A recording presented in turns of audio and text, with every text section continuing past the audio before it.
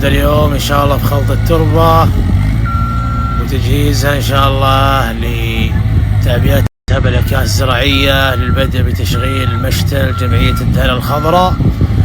ونسأل الله إن شاء الله أن الله يبارك وينفع في الجهود ويجعل إن شاء الله البيت المحمي مبروك إن شاء الله، يشجر بيئتنا الغالية ويزود في الغطاء النباتي ويحافظ على أشجارنا البرية المحلية. وإن شاء الله الشيء الأساسي اللي بيكون فيه